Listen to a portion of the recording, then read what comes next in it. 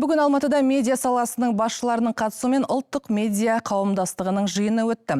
Яғни алдағы уақытта телевизия нарығындағы біршама өзгерістер қазақ тілді жарнаманың санын арттыратынына сенім білдіріп отыр. Яғни еліміздегі арналардың рейтингін есептейтін халықаралық аудит жүргізілмек. Олар 20-дан аса ірі телеарнаны қамтиды. Бұл жарнама берушілердің де жұмысын жеңілдетеді. Толығырақ тілшіміз Салтанат Шырынхан тарқатып берсін. Бүгін Алматыда жарнама және телевизия индустриясының барлық басшыларының басын біріктірген ауқымды конференция өтті. Жиналғандар теледидар нарығындағы қиындықтар мен тенденцияларға қатысты мәселелерді қаузады. Ал медиа өлшем бүгінгі бас қосудың басты жаңалығы.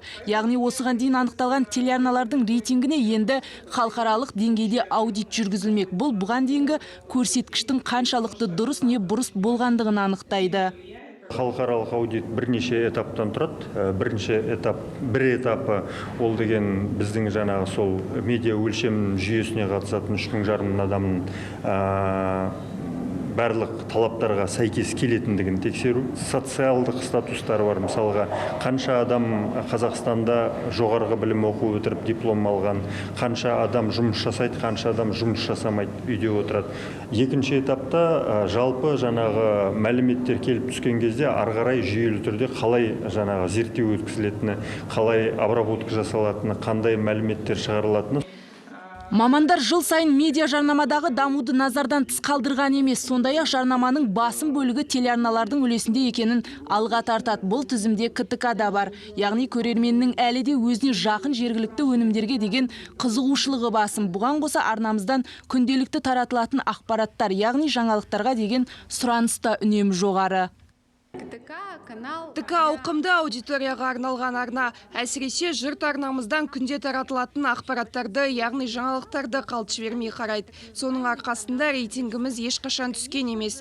КТК арнасы 100% жарнаманың арқасында күн көріп келеді. Яғни өзімізді өзіміз асыраудамыз. Бұл әлде қайда қиын, әрі күрделі жол. Соған қарамастан бәсекеге қабілетті, алдыңғы орындағы арна екенімізді ауыз толтырып айта аламыз. КТК телеарнасы көрермендеріне арнап төл туындыларын ұсынуды да тоқтатпаған. Жыл сайын түсіретін сериалдары халыққа кеңінен танымал. Дегенмен телеарна басшысы бұл саланы дамыту үшін қаржылай қолдаудың керегін алға тартады. Сериал түсіру біз үшін маңызды мәселенің бірі, бірақ қосымша қаражат көзін талап етеді. Ол үшін жеке инвестор, мемлекет тарапынан қолдау қажет. Өкінішке орай біз бір жылда бір сериал түсіруге ғана қауқарлымыз. Әртүрлі бағыттағы контент жасай аламыз. Біз сонымен де мықтымыз. Сол үшін қандай да болмасын жаңашылдықтан қорықпаймыз.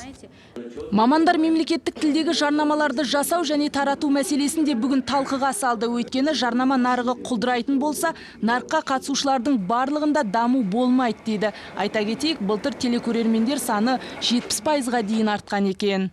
Қазіргі кезде мен күнделікті жұмыста түрлі қателерді кездестіремін. Соның ең басты 3 түрі бар. Ол біріншісі жаңағы мәтіннің өзін дұрыс емес аударуы, мәтінді немесе титрді. Екіншісі ол дыбысталуында, яғни дыбысын сөздерді дұрыс емес айтып, немесе акцентпен айтуында. Және үшінші тип ол жаңағы титрлерінде кететін қателіктер.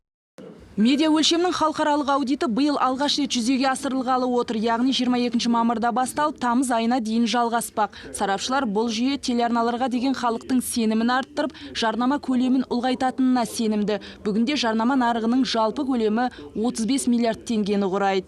Салтанат Шырынхан, Сергей Ковтун, КТК, Алматы.